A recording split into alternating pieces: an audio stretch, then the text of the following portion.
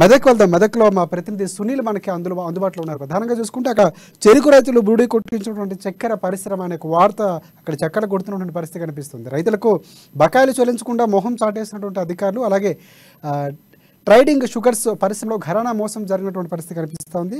గత నెలలో పరిశ్రమలో చెరుకు విక్రయించినటువంటి రైతులు సుమారుగా 12 కోట్ల రూపాయలు బకాయిగా ఉన్నట్లు తెలుస్తోంది. మొత్తానికి మంత్రి హరీష్ రావు దృష్టికి తీసుకున్నటువంటి అధికారులు కానీ చర్యలకు ఆదేశించారు. మంత్రి పరిశ్రమను సందర్శించారు.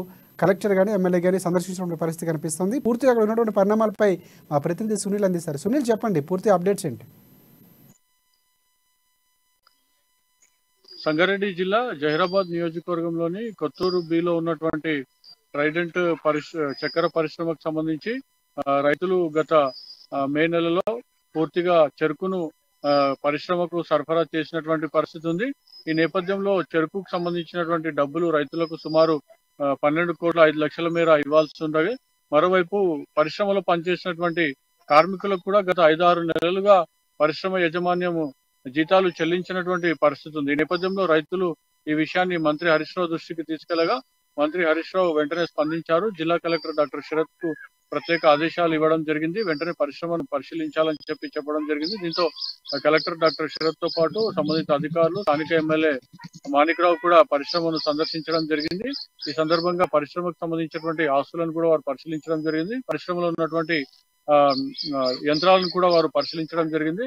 ఈ మేరకు కలెక్టర్ డాక్టర్ శరత్ ఈ సందర్భంగా మాట్లాడుతూ పరిశ్రమకు సంబంధించినటువంటి 50 ఎకరాల వ్యవసాయ భూమితో పాటు పరిశ్రమలో అనేక యంత్రాలు కూడా ఉన్నాయని చెప్పారు. మరోవైపు రెవెన్యూ రికవరీ యాక్ట్ ఉపయోగించి పరిశ్రమ యాజమాన్యం డబ్బులు రైతులకు చెల్లించకపోతే యాక్ట్ ప్రకారం పరిశ్రమకు చెందినటువంటి ఆస్తులు, స్థిరచరాస్తులను విక్రయించి రైతులకు రావాల్సినటువంటి డబ్బులను వెంటనే చెల్లిస్తామని చెప్పారు. మరోవైపు వెంటనే మంత్రి Harish Rao high level committee సమావేశం కూడా ఇదే అంశంపై నిర్వహించడం జరిగింది. ఈ సమావేశాన్ని కూడా టిఎస్హెచ్డిసి చైర్మన్ చింతా ప్రభాకర్, అదేవిధంగా జహీరాబాద్ ఎమ్మెల్యే మాణిక్రావుతో సహా అధికారులు కూడా హాజరవడం జరిగింది.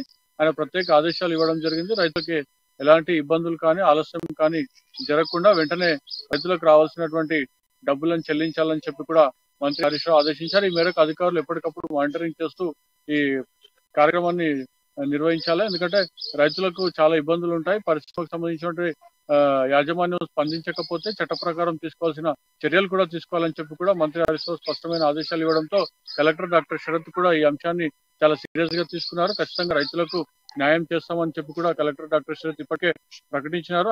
ఆ మేరకు కూడా ఆయన ప్రత్యేక చర్యలు చేపట్టారు. అధికారులతో కూడా ఆయన సమీక్ష నిర్వహిస్తా ఉన్నారు. అదేవిధంగా రెవెన్యూ రికవరీ యాక్ట్ కి సంబంధించి కూడా ఇప్పటికే ప్రక్రియ మొదలైనట్టుగా కూడా కలెక్టర్ డాక్టర్ శరత్ కూడా ప్రకటించినటువంటి పరిస్థితి ఉంది. రైట్ సునీల్, ఒకటంటే ఏదైతే మంత్రి హరీష్ రావు సాక్షాత్తు స్పందించినటువంటి పరిస్థితి, కలెక్టర్ కానీ స్థానిక ఎమ్మెల్యే అయితే ఉన్నారు ఆయన కూడా వెళ్ళేటువంటి పరిస్థితి కనిపిస్తుంది. అంటే ఒక డిసైడ్ ఫ్యాక్టర్గా ఒక పలానా డేట్ లోపు ఇస్తాం. ఎందుకంటే దాదాపుగా 12 కోట్ల రూపాయల బకాయిలు ప్రభుత్వం సంబంధించినటువంటి ఎంత నష్టాలు ఉన్నా రైతులు మాత్రం రూపాయి పోగు చేసి ఒక లిమిటెడ్గా దాన్ని ఖర్చు పెడుతూ ఉంటారు. సరైన సమయం రాకపోతే అప్పులు కట్టుకోవాల్సిన పరిస్థితి వస్తుంది. కాబట్టి ఒక సమయంలో అంటే ఒక డేట్ ఏమైనా ఫిక్స్ చేసి ఆ డేట్లోగా మేము పూర్తిగా బకాయిలు చెల్లిస్తామని చెప్పే ప్రయత్నం చేసిందా ట్రైడెంట్ షుగర్స్ ప్రాక్టీస్ సంబంధించిన యాజమాన్యం?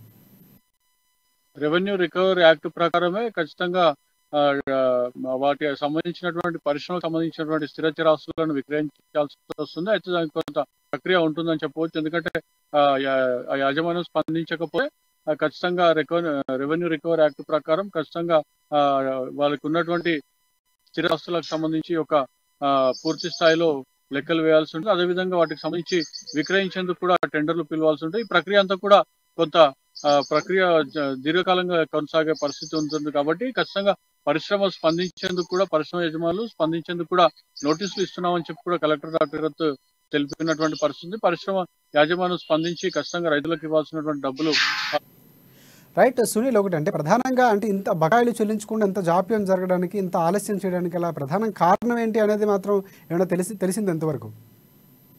అదే పరిశ్రమ నిర్లక్ష్యమైనటువంటి ధోరణి ఇందుకు కారణంగా చెప్పవచ్చు. అయితే గతంలో కూడా గత చెరుకు సీజన్ లో కూడా పరిశ్రమ యాజమాన్యం ఇదే విధంగా రైతులకు కానివ్వండి, కార్మికులకు కానీ డబ్బులు ఇవ్వకుండా ఆపినటువంటి పరిస్థితి.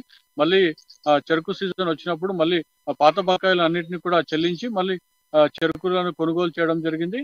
ఈ నేపథ్యంలో మళ్ళీ ఈసారి కూడా రైతులకు అట్లాంటి ఇబ్బందులనే కంపెనీ యాజమాన్యము ఆ, నెలకొల్పిందని చెప్పి కూడా చెప్పవచ్చు. అయితే మొత్తానికైతే అధికారులు స్పందించారు. జిల్లా కలెక్టర్ డాక్టర్ శరత్ మాత్రం ఖచ్చితంగా స్పందించి ఈ అంశాన్ని చాలా సీరియస్ గా తీసుకొని రైతులకు ఎట్టి పరిస్థితుల్లో త్వరితగతిన న్యాయం జరిగేలా చూస్తామని చెప్పి కూడా ఆయన రైతులకు హామీ ఇవ్వడం జరిగింది. కార్మికులకు కూడా ఆయన హామీ ఇచ్చినటువంటి పరిస్థితి ఉంది. ఈ హామీ కూడా రైతులతో పాటు కార్మికులు కూడా చాలా సంతోషం, హర్షం వ్యక్తం చేస్తున్నటువంటి పరిస్థితి ఉంది.